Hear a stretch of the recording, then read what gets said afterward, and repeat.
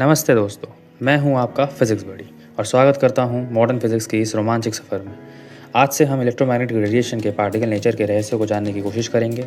ये सीबीएसई के point of view से बहुत इंपॉर्टेंट टॉपिक है, तो कम से कम 10 मिनट देके समझिए कि वीडियो की इंपॉर्टेंस क्या है। कॉपी और पेन निकाल लीजिए और चलिए शुरू करते हैं। तो प्रैक्टिकली इसके अंदर 4 चैप्टर आते हैं।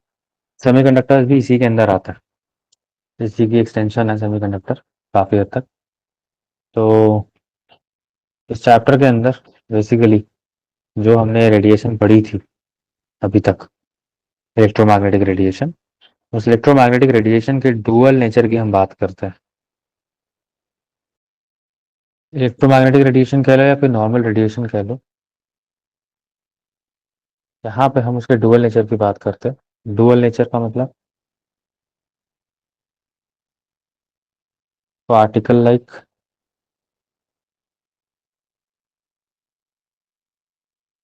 और wave like. Wave like nature जो भी होता है, ये ना वेव्स प्रोजेस करती है, जितनी भी वेव्स होती है। और पार्टिकल लाइक नेचर वो ऑब्जेक्ट्स पोजेस करते हैं जिनके पास कुछ मास होता है, मतलब जो कोई स्पेस ऑक्यूपाई करे, ऐसा। जैसे सपोज अगर कोई तुम सामान बाहर से लेकर आओगे तो वो सामान कोई ना कोई जगह तो लेगा ना घर के अंदर, तो वो स्पेस ऑक्यूपाई कर रहा है। तो पार्टिकल लाइक नेचर ये नेचर होता है जिसमें कोई ऑब्जेक्ट अपना स्पेस ऑक्यूपाई करे। तो डुअल नेचर ऑफ रेडिएशन के बारे में जब हमको पता चला, तो हमने ये पाया कि जितनी भी इलेक्ट्रोमैग्नेटिक रेडिएशन होती है, they do behave as a particle like, they show behaviour as a particle like nature, मतलब वो जगह ऑक्यूपाई करते हैं स्पेस में। तो यहाँ पे डिफरेंट एक्सपेरिमेंट्स के थ्रू हमने ये दोनों चीज़ों को प्रूव किया। पार्टिकल लाइक नेचर के अंदर आइंस्टाइन का बहुत फेमस एक्सपेरिमेंट है जिसे हम बोलते हैं फोटो इलेक्ट्रिक इफेक्ट। आइंस्टाइन ने पहली बार ये समझाया था इस पूरी दुनिया को कि जो dual nature of electromagnetic radiation है इसका पार्टिकल लाइक नेचर होता है। वहीं पे वेव लाइक नेचर को हम ऑलरेडी पहले समझा चुके थे लाइट के या फिर इलेक्ट्रोमैग्नेटिक रेडिएशन के थ्रू डिफरेंट एक्सपेरिमेंट्स। तो एक एक्सपेरिमेंट हमने किया था young double slit experiment wave optics के अंदर। तो जब तुम वेव ऑप्टिक्स पढ़ोगे तब तुम्हें इस एक्सपेरिमेंट को मैं पूरा समझाऊंगा अच्छे से। सिमिलरली यहाँ पे हम पढ़ते हैं डिफ्रैक्शन थ्रू सिंगल स्लिट। तो ये भी वेव नेचर को एक्सप्लेन करने में बहुत मदद करता है। और भी कुछ कुछ फिनोमिना जैसे कि इंटरफेरेंस हो गया, पोलराइजेशन हो गया, जो वेव लाइक नेचर को एक्सप्रेस करते हैं, एक्सप्लेन करते हैं। तो इन सारे की सारी चीज़ों को हम वेव ऑप्टिक्स में पढ़ते हैं। सिमिलरली फोटो इलेक्ट्रिक इफेक्ट के अलावा कुछ कुछ चीज़ें तो थी ही जो पार्टिकल एक नेचर शो करती है, जैसे कि रिफ्लेक्शन। अगर किसी भी पार्टिकल को तुम फेंको दीवार पे तो उसका जो मोशन होगा वो लाइट के रिफ्लेक्शन की तरह ही होता है। तो हम कह सकते हैं कि लाइट भी पार्टिकल की तरह बिहेव करती है, लेकिन ये बहुत ज़्यादा प्रोमिनेंट नहीं थे। इनको हम बहुत ज़्यादा यूज़ नहीं कर सकते थे इस चीज़ को यू कैन से फर्मली कहने के लिए कि वेव के पास पार्टिकल नेचर होता है। इसीलिए फोटो इलेक्ट्रिक इफेक्ट जब आया, आइंस्टाइन ने जब वो अलग अजब सा ये कारनामा करके दिखाया, तो जब हमें पता चला कि पार्टिकल नेचर होता है, तो दुनिया पूरी बदल चुकी थी यहाँ से। इसके बाद आइंस्टाइन ने जितनी भी डिस्कवरी करी है अपनी लाइफ में, उसने काफी हद तक यू कैन से वर्ल्ड को चेंज कर दिया है पूरा। That what kind of person he was, ऐसे ही उसको जीनियस नहीं कहते। तो इस चैप्टर के अंदर हमें टॉपिक्स के बारे में बात कर रहे होंगे। हम बात कर रहे होंगे पार्टिकल और वेव नेचर होता क्या है, फोटोन थ्योरी क्या है, फोटोन यानी कि लाइट को समझा हमने, electron emission. Photo electric effect को समझने के लिए इलेक्ट्रॉन एमिशन क्या होता है हमें समझना पड़ेगा। Matter wave deviation thermal experiment, Heisenberg uncertainty principle, जो आपने ऑलरेडी केमिस्ट्री में पढ़ा हुआ है, उसके बारे में भी यहाँ पे बात करेंगे। तो पार्टिकल और वेव नेचर को समझने के लिए हमारे वेव ऑप्टिक्स के अंदर दो डिफरेंट फिनोमिना समझाए जाते हैं। इसको बोला जाता है इंटरफेरेंस और डिफ्रैक्शन। तो इंटरफेरेंस और डिफ्रैक्शन ऐसे फिनोमिना है जो वेव नेचर को एक्सप्लेन करते हैं। तो जो लाइट है वो वेव की तरह ट्रैवल करती है, ये चीज, ये दोनों पैटर्न समझाते हैं। जनरली वेव कैसे ट्रैवल करती है, ऐसे। तो लाइट भी जब ट्रैवल करती है तो हमें दिखता भले ही हो कि स्ट्रेट लाइन में ट्रैवल कर रही है, लेकिन वो भी ऐसे ऐसे कर रही होती है। उनका एम्पलीट्यूड इतना कम होता है, इतना कम होता है कि हमें दिखाई नहीं देता।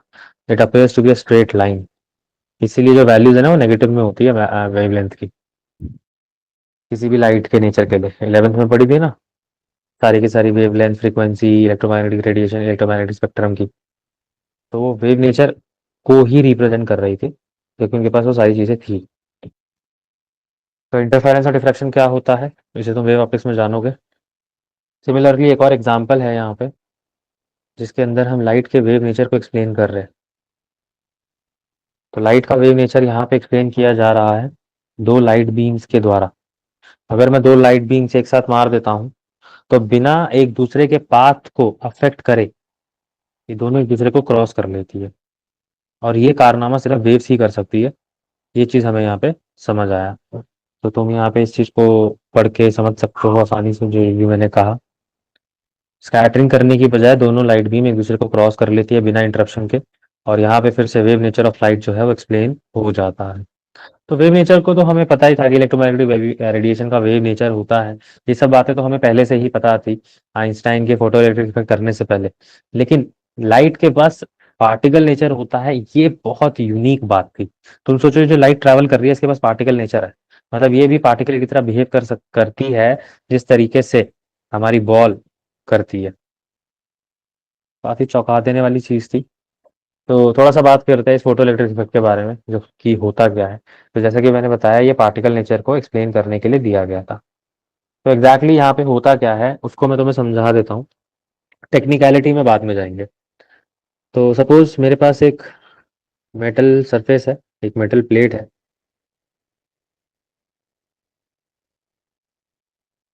और कुछ इस तरीके से नहीं, एक मेटल प्लेट है जो कि सिस्टम में कुछ इस तरीके से लगी हुई है, और यहाँ पे लगी हुई है एक कलेक्टर प्लेट।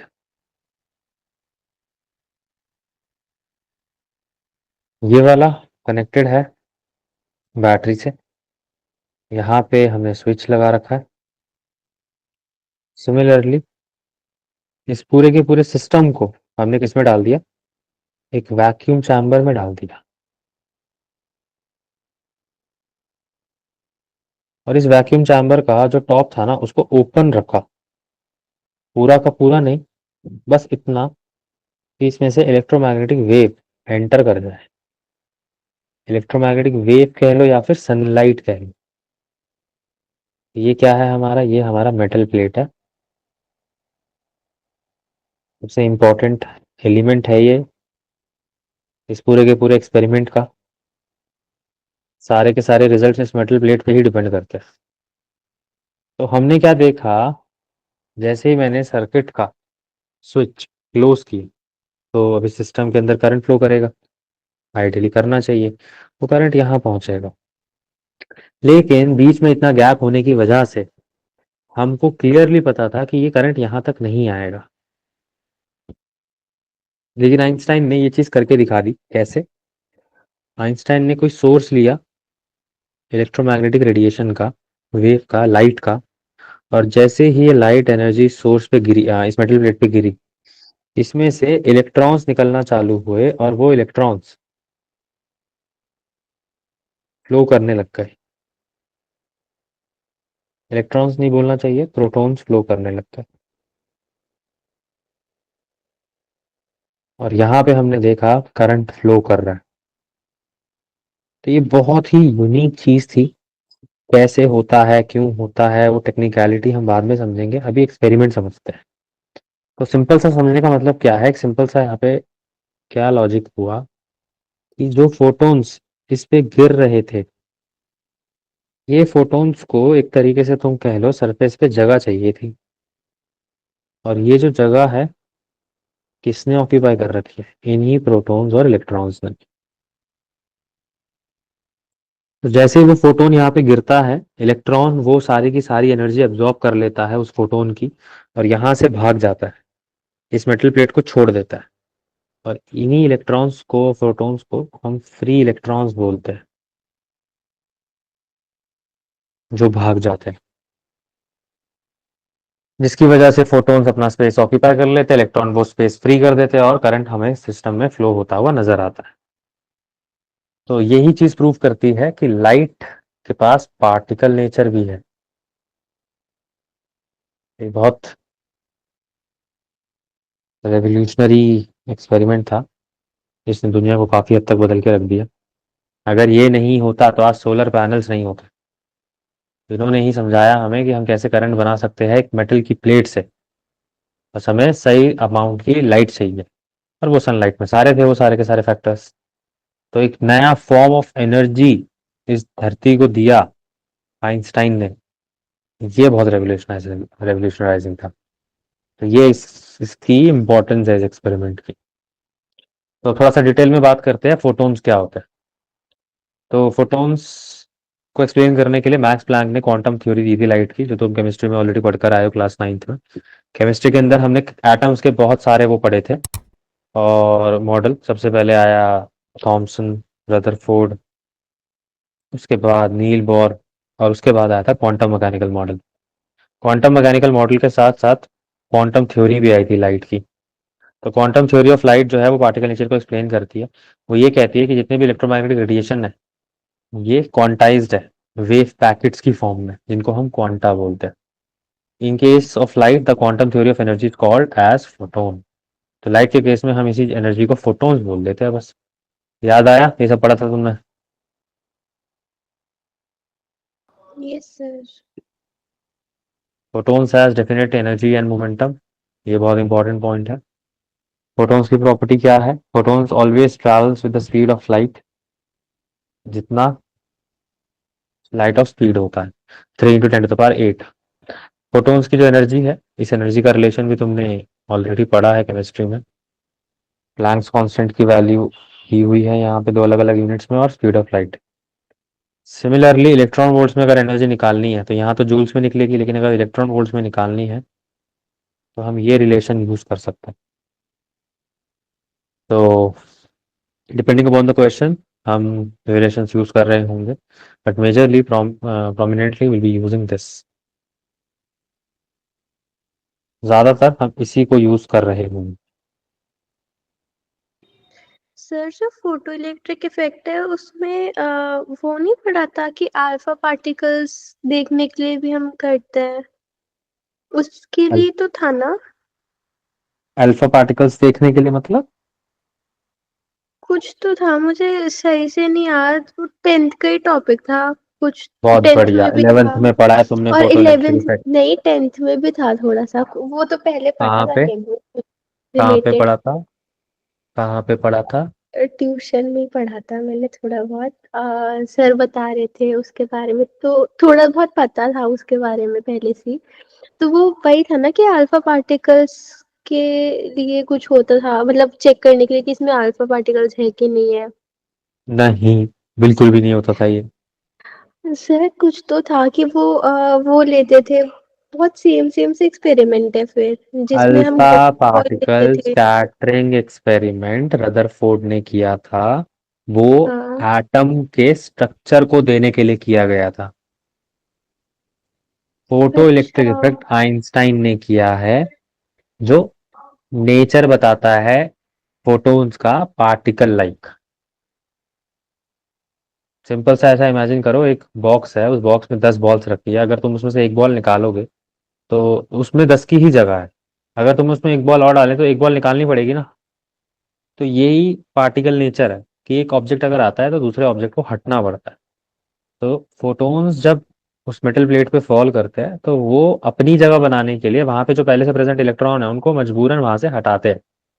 और उनको हटाने के लिए कुछ कुछ कंडीशंस है, उन कंडीशंस की हम अभी बात करेंगे जब हम एक्सपेरिमेंट को टेक्निकली समझेंगे। तो दोनों चीजें बहुत अलग ओके। थी 10th में और 11th में। हम दोनों चीजें जो तुम कह रहे हो, रदरफोर्ड एक्सपेरिमेंट होता है, अल्फा पार्टिकल एक्सपेरिमेंट, उसको हम एटम्स में फिर से पढ़ेंगे। लेकिन alpha okay. Photo electric effect तुम 11th में लेकिन पढ़ते हो केमिस्ट्री में, वहां पढ़ाया जाता है। और जो तुम बता रहे हो वो तो बिल्कुल नहीं होता। अल्फा पार्टिकल बहुत का यूज सेम हम सेम नहीं। सिमिलर सा मॉडल है उसका, ठीक है, कि मैं वो तुम्हें ना कैटरिंग ऑफ लाइट स्कैटरिंग का तो था। स्कैटरिंग ऑफ लाइट नहीं, अल्फा पार्टिकल स्कैटरिंग एक्सपेरिमेंट ये नाम था उसका। बेसिकली उसमें होता क्या था, हम एक अल्फा पार्टिकल का सोर्स लेते थे और उस अल्फा पार्टिकल के सोर्स को गोल्ड फॉइल पे बॉम्बार्ड कराते थे। जैसे ही हम उसमें बॉम्बार्ड कराते थे तो हम देखते थे कि most of the alpha particle scattered without any deviation. जैसे गए थे वो वैसे के वैसे सीधा हाँ। चले गए। कुछ अल्फा पार्टिकल्स जो कि बहुत कम थे, less than 6000 8000 out of one, from 6000 8000 one alpha particle, you can say, get deflected, whereas out of 32,000 only one is able to rebound back with the 180 degree of angle. तो ये कुछ उसके वो थे ऑब्जर्वेशंस, तो वो ये प्रूफ करता था कि एटम जो है वो अंदर से खाली है और सारा का सारा चार्ज उसके सेंटर में एक्यूमुलेटेड है। इसलिए alpha particle positively charge, nucleus positively charge, positive positive repel करेंगे, तो अल्फा पार्टिकल अगर रिपेल होगा तो वो डेविएट होगा। लेकिन जब सारे के सारे पार्टिकल्स अल्फा पार्टिकल सीधे चले गए तो हमने देखा कि डेविएशन तो हो ही नहीं रही, मतलब अंदर कुछ है ही नहीं, मतलब अंदर खाली है। मतलब कुछ कुछ की डेविएशन हो रही है और वो हो रही होगी न्यूक्लियस की वजह से, मतलब प्रोटॉन न्यूक्लियस के अंदर है। तो जो न्यूक्लियस की वजह से डेविएशन हो रही है वो बहुत कम हो रही है, मतलब न्यूक्लियस का साइज भी बहुत छोटा है एटम के कंपैरिजन में। और जब होती है तो अच्छे से होती है, प्रॉपर वो उसको कर देता है डेविएट 180 डिग्री तक, इतना ज्यादा उसके अंदर नेगेटिव पॉजिटिव चार्ज है अल्फा पार्टिकल के कंपैरिजन में कि उसको पूरा का पूरा रिबाउंड करा देता है। तो ये ऑब्जर्वेशन थी अल्फा पार्टिकल स्कैटरिंग एक्सपेरिमेंट की, जिसने हमें एटम कैसा है, एटम का स्ट्रक्चर क्या है वो समझाया। वहीं पे फोटो इलेक्ट्रिक इफेक्ट हाँ हमें सर, यही था, मैं पार्टिकल का कंफ्यूज हो गई थी दोनों में। वेव नेचर जो है रेडिएशन का पार्टिकल नेचर समझाता है। तो ये सारी चीजें हैं फोटॉन्स के बारे में, इतनी एनर्जी होती है, ऐसे निकाला जाता है। मोमेंटम की अगर बात करें तो ये रिलेशंस है, ये रिलेशंस तुम्हें याद रखने हैं। फोटोन का रेस्ट मास जीरो होता है। रेस्ट मास जीरो का मतलब क्या है, अगर फोटोन रुका हुआ है, रेस्ट पर है, तो उसका कोई मास ही नहीं है। इतनी यूनिक सी चीज है ये। Energy and momentum of photon is always conserved, हमेशा कंजर्व रहेंगे। नंबर ऑफ फोटोन्स शायद कंजर्व ना भी रहे, लेकिन एनर्जी और मोमेंटम कंजर्व रहेंगे क्योंकि रेस्ट मास जीरो होता है। That is the reason. Particle can absorb a photon and take up its energy. Also, an excited atom can go from one state to another and emit energy in the form of photons. मतलब एक normal particle photon की energy absorb कर सकता है, उसकी सारी की सारी एनर्जी अपने अंदर समा सकता है। और जब एक एटम एक्साइट होता है एक स्टेट से दूसरे स्टेट में, तो वही सेम एनर्जी वो फोटोन की फॉर्म में एमिट कर सकता है, निकाल सकता है अपने अंदर से। तो फोटोन एक ऐसा कैरेक्टर हमने चूज कर लिया। That's why the number of photons may not be conserve. इसीलिए नंबर ऑफ फोटोन्स कंजर्व नहीं होते। क्यों? क्योंकि जितनी एनर्जी एक ट्रांजिशन में एटम शो करेगा, उतनी एनर्जी शायद नंबर ऑफ फोटोन्स के टर्म्स में अगर मैं बात करूं, नंबर ऑफ फोटोन्स उतने शायद एब्जॉर्ब ना किए गए हो किसी पार्टिकल के द्वारा उस फोटोन की एनर्जी को लेते समय। लेकिन एमिट करते समय एनर्जी तो बराबर होगी, फोटोन्स बराबर होना हो ये जरूरी नहीं है। तो यहाँ पे एक टर्म आता है जिसे हम बोलते हैं इंटेंसिटी ऑफ लाइट, लाइट के बारे में ही है। तो इंटेंसिटी ऑफ लाइट इस तरीके से डिफाइन किया जाता है कि ये कितना एनर्जी पर यूनिट एरिया और per unit time perpendicularly propagate हो रहा है, या क्रॉस कितना एरिया परपेंडिकुलरली कितने एरिया के ट्रांसफर हो रही है एनर्जी, वो उसकी इंटेंसिटी बताएगा। कहने का मतलब, दिन के टाइम पे गर्मी के अंदर धूप बहुत तेज लगती है क्योंकि सनलाइट की इंटेंसिटी बहुत ज्यादा होती है और गर्मी ज्यादा होती है। वहीं पे जैसे जैसे शाम होती जाती है इंटेंसिटी कम हो जाती है। बहुत सारी लाइट सन की हमारे अर्थ में एंटर तो करती है लेकिन एटमॉस्फेयर से ही बाहर चली जाती है, इसलिए हमें इतनी गर्मी महसूस नहीं होती शाम के टाइम पे दिन के कंपैरिजन में।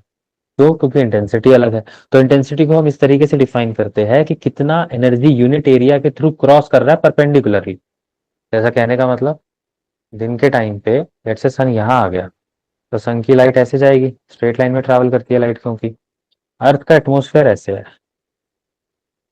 तो ये लाइट का परपेंडिकुलर पार्ट कितना यहाँ पे हिट कर रहा है, ना के बराबर, जबकि यहाँ पे बहुत ज्यादा कर रहा होगा।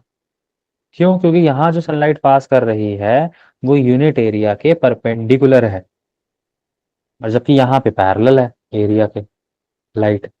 जिसकी वजह से होता क्या है कि दिन के टाइम पे तो धूप बहुत तेज लगती है क्योंकि इंटेंसिटी सारी की सारी हमारे अर्थ पे आ रही होती है क्योंकि लाइट स्ट्रेट में ट्रैवल करती है। लेकिन शाम के टाइम पे क्या होता है, यही सन जो है उसकी पोजीशन चेंज हो जाती है और परपेंडिकुलर जो उसको ट्रांसफर करना होता है या चलना होता है वो नहीं ये हिट कर पाती, तो एनर्जी ट्रांसफर ही नहीं होगी। तो इस तरीके से हम इंटेंसिटी को डिफाइन करते हैं कि कितना लाइट एनर्जी ट्रांसफर कर सकती है per unit area per unit time perpendicularly.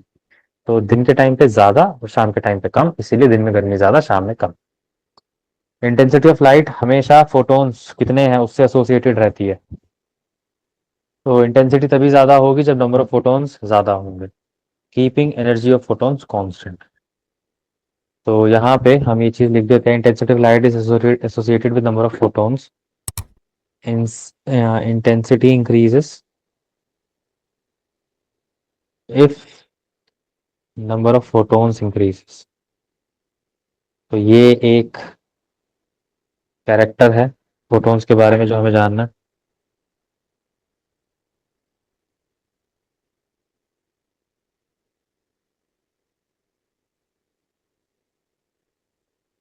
Similarly, the wavelength of frequency of light is associated with the energy of photons.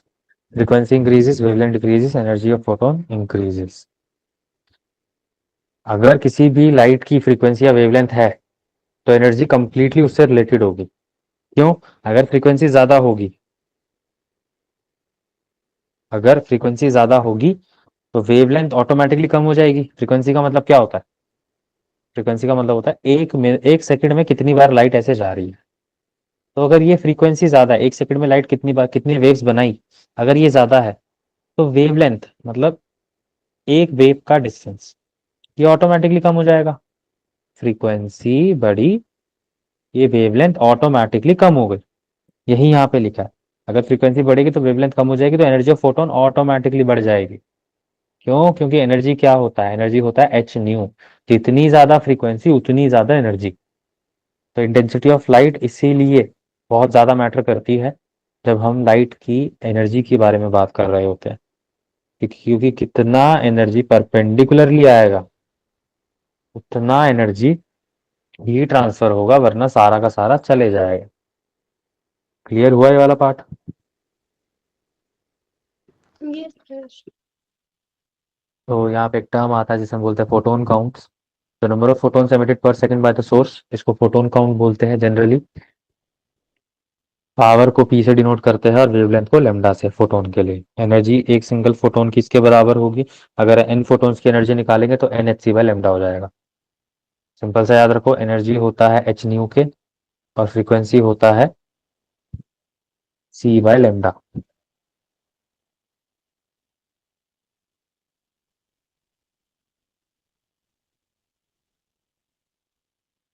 तो यहाँ पे हम अगर नंबर ऑफ फोटोन्स के लिए एनर्जी लिखेंगे तो ये हो जाएगा N H new.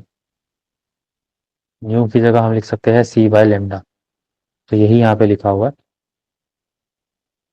Total energy emitted by the given light.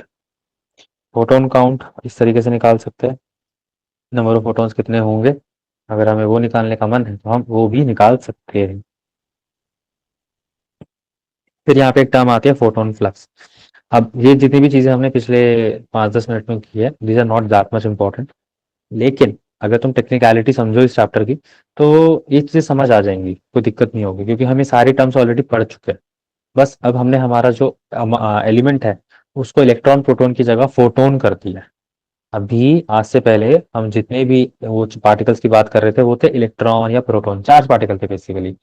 Even यहाँ तक हमने सेमीकंडक्टर में भी चार्ज पार्टिकल यानी इलेक्ट्रॉन प्रोटॉन्स और होल्स की बात करी है। लेकिन फोटॉन्स बस पार्टिकल चेंज हुआ है, फिजिक्स के अंदर जितनी टर्म्स थी वो वही की वही है, ये समझना है हमें।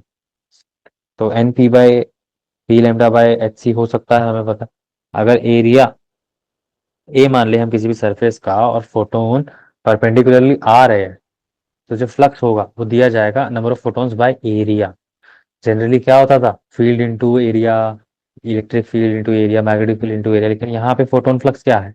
Number of photons per unit area.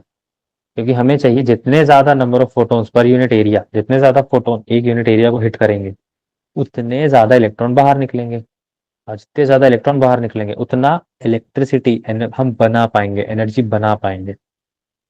वो जो एनर्जी कैरी करके ला रहे हैं फोटॉन्स पैकेट्स की फॉर्म में, वो सारे के सारे पैकेट्स यहाँ छोड़ देते हैं, वो अपनी जगह बनाते हैं, वो सारी की सारी जगह ऑक्यूपाई करने के दौरान इलेक्ट्रॉन्स एनर्जी वो कर लेते हैं, एब्जॉर्ब कर लेते हैं। जो एनर्जी एब्जॉर्ब करते हैं वही एनर्जी लेकर ये बाहर निकल जाते हैं।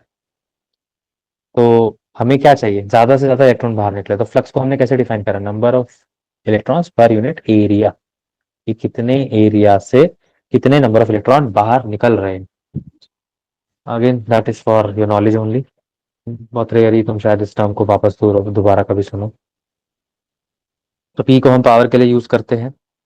जितनी energy per unit area per unit time incident हो रही होगी वही पावर होता है basically.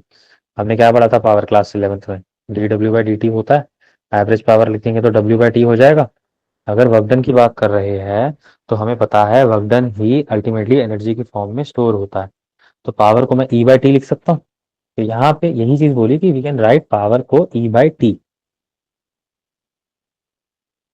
E where E is energy, intensity of the source as it refers energy crossing per unit area per unit time perpendicular to the direction of propagation. Therefore, photon flux is equals to N by A, where N is number of photons and area is A.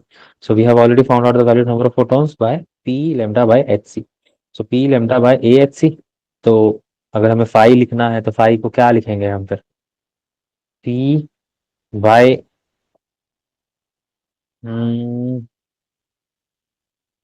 Conversion है यहाँ पे एक unit का दूसरी unit में।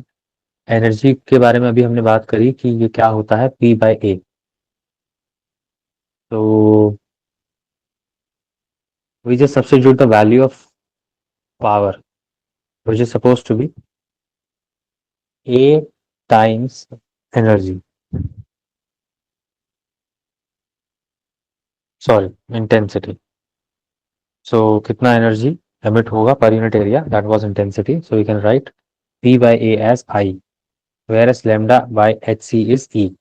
So therefore it becomes E/P, I/E. Similarly E की value वापस substitute कर देंगे तो एक और रिलेशन आ गया, I lambda by h c. तो ये सारे के सारे रिलेशन छोटे मोटे ही है, ज़्यादा नहीं है। ये नीट वगैरह के अंदर जो क्वेश्चंस आते हैं उनमें यूज होता है, ऑल्दो कोई बहुत हार्ड एंड फास्ट नहीं है। अगर तुम इनको ढंग से समझो, कंसेप्ट को ढंग से समझने की कोशिश करो तो समझ आ जाएगा। जैसा कि कहने का मतलब हमें समझ आ गया कि नंबर ऑफ फोटोन्स जो है वो p lambda by h c के बराबर है, या फिर यहाँ पे जो पी है उसके अलावा जितनी भी चीज़ें लेमडा बाय एच सी, ये और कुछ नहीं, ये एनर्जी ही है। अभी अभी हमने देखा एनर्जी होता है एच सी बाय लेमडा या फिर एच न्यू, तो न्यू की जगह एच सी बाय लेमडा लिखते हैं, तो एनर्जी क्या आ गया, c h c by lambda. तो ई क्या आ गया, एच सी बाय लेमडा। तो यहाँ से एन क्या आ गया, पी बाय ई या p h c by lambda. तो यहाँ पे हमने एन की वैल्यू सब्स्टिट्यूट करी, p h c by lambda, p lambda by h c. तो जैसी वैल्यू सब्स्टिट्यूट करी, अब यहाँ पे हमें क्या पता, पी बाय ए तो इंटेंसिटी होता है, तो पी बाय ए की जगह आई लिख दिया, और h c by lambda, h c by lambda तो ये तो ई होता है, तो ये आ गया I by E, intensity upon energy. तो फोटोन फ्लक्स को हम इस रिलेशन से सबसे ज्यादा निकालते हैं, intensity by you can say energy. आगे बढ़ते हैं। तो जैसा कि अब हमने पिछले देखा कि जैसे ही वो इलेक्ट्रॉन एनर्जी अब्जॉर्ब करेगा वो बाहर निकल जाएगा। तो इस इलेक्ट्रॉन के बाहर निकलने के पैटर्न को ऑब्जर्व किया हमने डिफरेंट मटेरियल्स के। कुछ मटेरियल्स के लिए किसी तरीके से निकलता है, कुछ मटेरियल के लिए किसी तरीके से, या फिर हमने प्रोसेस भी चेंज करके देखा कि क्या सिर्फ फोटोन्स ही उन इलेक्ट्रॉन्स को बाहर निकाल पाएंगे, क्या कुछ और है ऐसा जो उनको बाहर निकाल दे। तो हमने और भी अलग अलग चीजें देखी, और यू कैन से कि और कैसे कैसे इलेक्ट्रिसिटी बनाई जा सकती है, उसको निकालना, उसको कोशिश करी बनाने की, समझने में। तो वहां पे टर्म आती है इलेक्ट्रॉन एमिशन, इलेक्ट्रॉन बाहर कैसे निकलता है और क्या होता है। तो जितना भी इलेक्ट्रॉन के एमिशन को हम ऑब्जर्व करते हैं किसी भी मेटल सरफेस से, तो इस पूरे के पूरे फिनोमिना को हम बोलते हैं इलेक्ट्रॉन एमिशन। अब इलेक्ट्रॉन जब बाहर निकलेगा तो भाई कुछ ना कुछ एनर्जी अब्सॉर्ब करेगा, तो मिनिमम अमाउंट ऑफ एनर्जी जो वो अब्सॉर्ब करेगा उसको बोलते हैं वर्क फंक्शन। ये सब टर्म तुम ऑलरेडी क्लास 11th में केमिस्ट्री में पढ़ चुके हो। किस मटेरियल का वर्क फंक्शन कितना होगा, मतलब उसको कितनी कम से कम एनर्जी चाहिए होगी इलेक्ट्रॉन बाहर निकालने के लिए, ये डिपेंड करेगा उसके मेटल सरफेस के नेचर के ऊपर। तो these are the things that you already know. Let's talk about types of emission. So here first we have is thermoionic emission. Thermionic emission क्या है कि हम इलेक्ट्रॉन को गर्म करके बाहर निकाल दें ताकि उसको इतनी एनर्जी मिल जाए कि वो बाहर निकल सके। और कैसे देंगे एनर्जी उसको, फोटोन्स की फॉर्म में तो देंगे नहीं, थर्मल एनर्जी की फॉर्म में देंगे। गर्म कर रहे हैं ना, तो गर्म करने का मतलब क्या है, थर्मल एनर्जी की फॉर्म में इलेक्ट्रॉन्स को एनर्जी दे रहे हैं और वो फिर एक्साइट हो जाएंगे। सिमिलरली हमने फील्ड एमिशन का भी ट्राई किया। फील्ड एमिशन क्या होता है, एक स्ट्रॉन्ग मैग्नेट इलेक्ट्रिक फील्ड लगा देते हैं दोनों मेटल प्लेट के बीच में, अब स्ट्रॉन्ग इलेक्ट्रिक फील्ड लगा देंगे तो भाई इलेक्ट्रॉन जो है वो इलेक्ट्रिक फील्ड की ऑपोजिट डायरेक्शन में ट्रैवल करने लग जाएंगे, तो यहाँ से भी इलेक्ट्रॉन को हम जबरदस्ती फोर्स करके निकाल सकते हैं। लेकिन उस इलेक्ट्रिक फील्ड का ऑर्डर देखो कितना ज्यादा है, 10⁸ 8। इतनी इलेक्ट्रिक फील्ड क्रिएट करने में ना हम गरीब हो जाएंगे, और गरीब हो जाएंगे और ये इकोनॉमिकली सस्टेनेबल भी नहीं होगा, क्योंकि इलेक्ट्रॉन मेटल से इलेक्ट्रिक फील्ड से इलेक्ट्रॉन निकाल के करंट बनाना, तो ये बहुत बड़ी बेवकूफी रहेगी, इसलिए हमने इसको छोड़ दिया।